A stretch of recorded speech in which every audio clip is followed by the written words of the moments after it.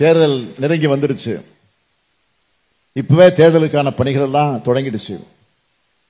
இந்த நேரத்தை உங்ககிட்ட நான் வைக்கிற முக்கியமான வேண்டுகோள் என்னன்னா, பொதுமக்கள் அனைவரும் தங்களுடைய வாக்குகளை உறுதி செஞ்சுக்கணும் கேட்டுக்கிறேன். நமக்குத்தான் போட போறீங்க, இந்த ஆட்சி தான் வரணும்னு போட போறீங்க, அதுல எந்த சந்தேகம் இல்லை.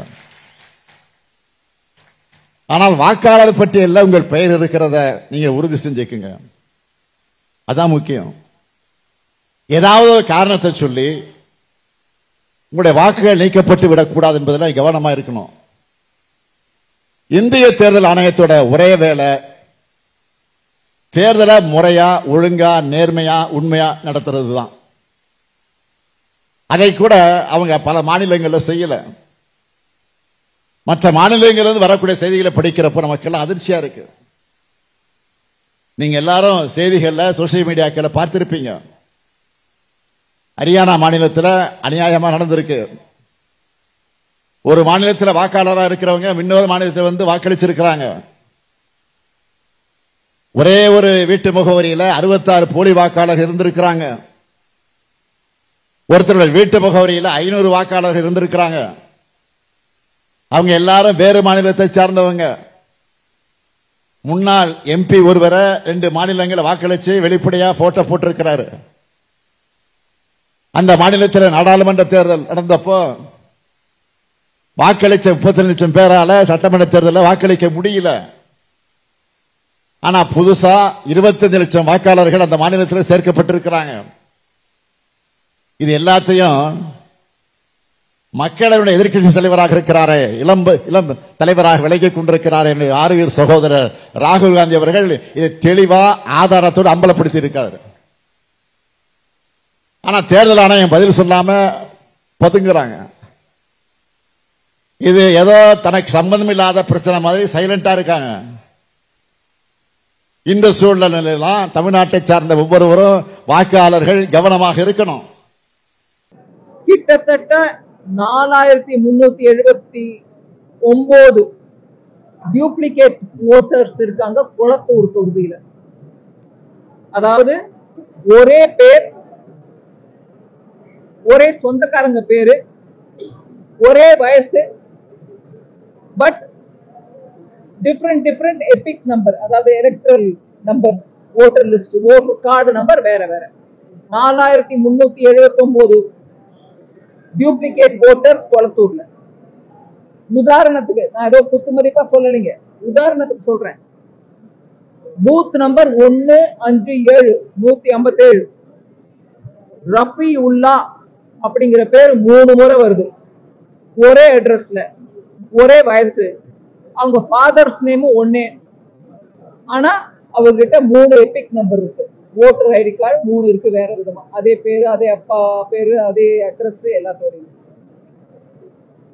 அதே மாதிரி ஒரு ரஃப் எஸ்டிமேட் குத்து மதிப்பா சொல்றது 9133 ஓட்டர் ஃபேக் அட்ரஸ்ல இருக்காங்க குளத்தூர்ல.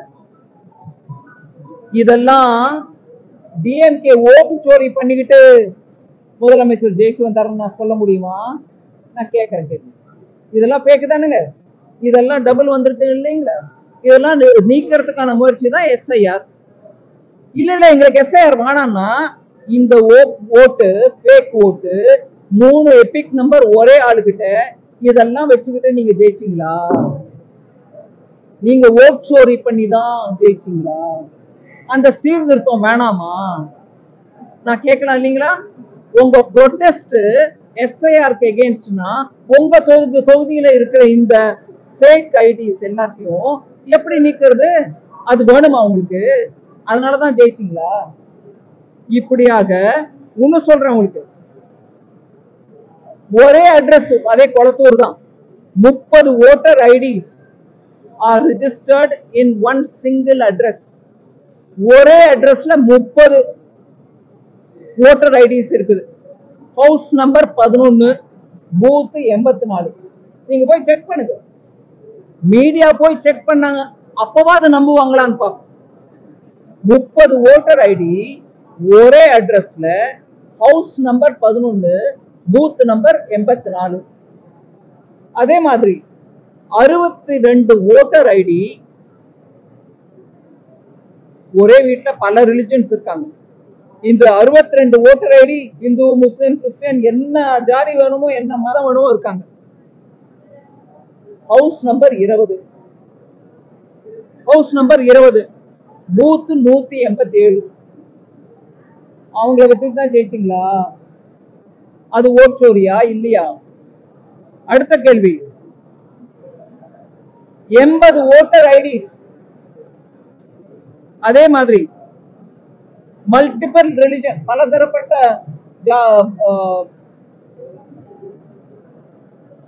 மதங்கள். ஹவுஸ் நம்பர் 10, பூத் 140, அங்கேயும் 80 ஓட்டர் ஐடிஸ் அந்த ஒரு அட்ரஸ்ல ஒரு வீட்டுல இருக்குது. அவங்க ஒவ்வொரு ஜாதி ஒவ்வொரு மதம். ஆக்சுவலா வெரிஃபிகேஷன் பண்ணப்போ, இந்த விஷயத்துல வெரிஃபிகேஷன் பண்ணப்போ அதே ஓட்டர் வேற வேற அட்ரஸ்ல வாழ்ந்துகிட்டு இருக்காங்க. அந்த ஓட்டர் வேற வேற அட்ரஸ்ல நியாயமா வாழ்ந்துகிட்டு இருக்காங்க.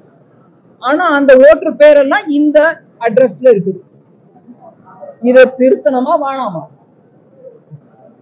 மொத்தத்துல ஒட்டு மொத்தமா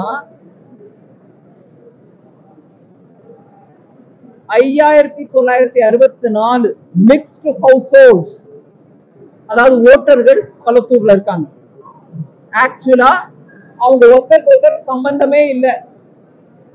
அவங்க எல்லாரையும் குப்பையில அள்ளி போடுற மாதிரி அள்ளி போட்டு அந்த ஒரு அட்ரஸ்ல போட்டுருக்காங்க. சோ இப்படியாக மிக்ஸ் பண்ணப்பட்ட அந்த ஒரு தொகுதியை நான் எடுத்துட்டு சொல்றேன். இவ்வளவு அனாமலிஸ் இருக்கு, இவ்வளவு டூப்ளிகேஷன் இருக்கு, இவ்வளவு நம்மளுக்கே புரியுது ஏதோ கட்பட், ஹிந்தியில கட்படுவாங்க, இவ்வளவு ஏதோ குளறுபடி இருக்கு அப்படி. இதை சீர்திருத்தம் பண்ணணுமா வேணாமா? சரி, இதே இது ராகுல் காந்தி போய் மகாராஷ்டிரால சொல்லிட்டே இருக்க.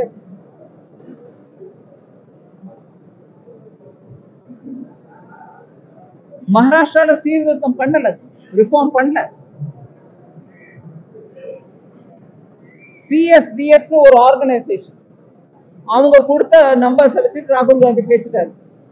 அவங்க சொல்றாங்க, நாங்க ஒத்துக்கிறோம், நாங்க கொடுத்த நம்பர்ஸ்ல ப்ராப்ளம் இருக்குது, அது சரியில்லை, SIR ரிலேட்டட் அனாலிசிஸ் எங்களோட சரியில்லை அப்படின்னு அவங்களே வெளியில வந்து சொல்லிட்டாங்க CSDS. அதை நம்பிக்கிட்டு ராகுல் காந்தி மகாராஷ்டிரால பேசுறாங்க. நம்ம இந்திய அலையன்ஸ், அதாவது திராவிட முன்னேற்ற கழகம் சேர்ந்து இருக்கக்கூடிய காங்கிரஸோட இருக்கக்கூடிய அந்த அலையன்ஸ் சொல்றேன், எங்க தாத்தா நேரு தான் கொண்டாரு எல்லாம், எங்க அம்மா இந்திரா அம்மா தான் கொண்டுச்சு எல்லாம் அப்படின்னு சொல்றாங்க.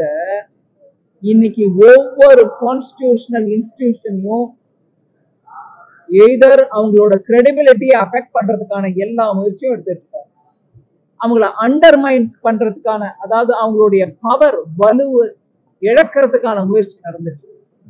ஸோ ஒவ்வொரு கான்ஸ்டிடியூஷனல் பாடி, ஒவ்வொரு கான்ஸ்டிடியூஷனல் ப்ராசஸ், ஒவ்வொரு கான்ஸ்டிடியூஷனல் பிரின்சிபலையுமே டார்கெட் பண்ணிட்டு போயிட்டு இருக்காங்க இந்திய அலையன்ஸ். நம்ம நாட்டுல கோர்ட் மூலமா எலெக்ஷன் கேசஸ் எத்தனையோ பார்த்துருக்கோம். ஆனா அதுல இருக்கக்கூடிய முதன்மையான பாயிண்ட் என்ன? சட்ட ரீதியா போய் கோர்ட்ல கேஸ் போட்டு ஜெயிச்சுக்காங்கன்னு சொல்ற அந்த பிரின்சிபல், அதை சீர்கொலைய வைக்கிறாங்க இவங்களுடைய ப்ரொடெஸ்ட். இன்ஃபேக்ட் நான் அந்த செக்ஷனை கொஞ்சம் இங்கிலீஷ்ல படிக்கிறேன், கேட்டுக்காரு. Section 21 of the Representation of People's Act, இந்த எலெக்ஷன் நடத்துறதுக்கான சட்டம் Representation of People's Act சொல்லுது, எலெக்ஷன் கமிஷன் நீ தயார் பண்ணு, அந்த எலக்ட்ரல் லிஸ்ட ரிவைஸ் பண்ணு, ஒவ்வொரு எலெக்ஷனுக்கு முன்னாடி இது ஸ்பெஷல் ரிவிஷனும் நடத்து, இல்ல ஸ்பெஷல் ரிவிஷன் எப்ப பண்ணணுமோ அப்பெல்லாம் பண்ணு, அந்த காரணத்தையும் சொல்லு அப்படின்னு இவ்வளவு சட்ட திருத்தமாக கிளியரா சொல்லு. In fact section 21(2) of the Representation of People's Act says a revision of the electoral roll is mandatory before each election. Representation of People's Act இது mandatoryன்னு சொல்றாங்க. அதை தவிர இந்த கண்டிஷன் ஏதோ புதுசாவோ இல்ல ஆர்பிட்ரேரியாவோ எடுத்துட்டு வந்தது இல்லை. ஏதோ அவங்க நினைச்ச போது ஏதோ பண்ணிட்டாங்கன்றது இல்ல, சட்ட ரீதியா இருக்குது. It's been part of the election. ஒரு பல தசாப்தங்களா இது இருக்குது. எலெக்ஷன் கமிஷனோட உரிமை அதே மாதிரி கடமையா இருக்கு. சோ இத ஒன் பர்சன் ஒன் ஓட்டுங்கிற அந்த ஐடியாவோட நம்ம சொல்லிட்டே இருக்கோம். ரொம்ப முக்கியம். எலெக்ஷன் கமிஷனை பவர் இழக்க வச்சிடாதீங்க. இதுதான் நம்ம நாட்டுக்கு. ஆக்சுவலா வெளிநாட்டுல எல்லாம் இப்ப சொல்றாங்க, உங்க எலெக்ஷன் கமிஷன் எங்க கிட்ட வர சொல்லுங்க, எங்களுக்கு கத்துக் கொடுக்க சொல்லுங்க.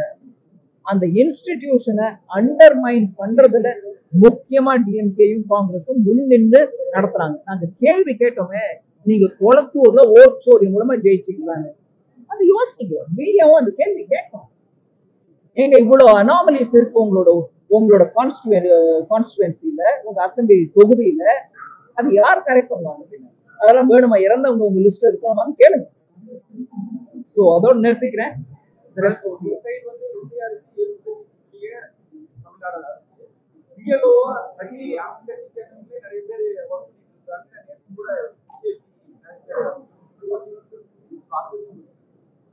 சொல்றதுக்கு ஏதுவா தானே இருக்குது.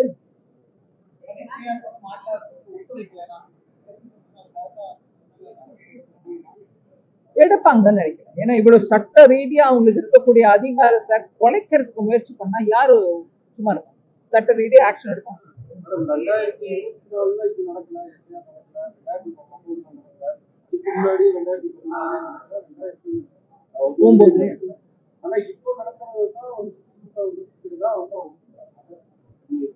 நடத்துறது தப்பு. இது வரைக்கும் நடத்தாதனால எப்படியே ஓட்டுங்க, குப்பையை வச்சுக்கிட்டே ஓட்டுவோம், குப்பையை வச்சுக்கிட்டே ஓட்டு போட போவோங்கிறீங்களா?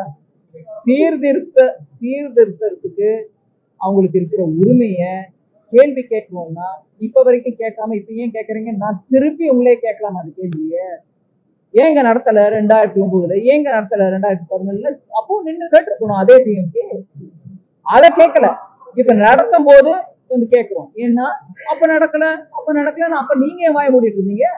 கேட்டுக்கலாம்ல. எலெக்ஷன் கமிஷனே ஏன் சும்மா இருந்த? வரேன்.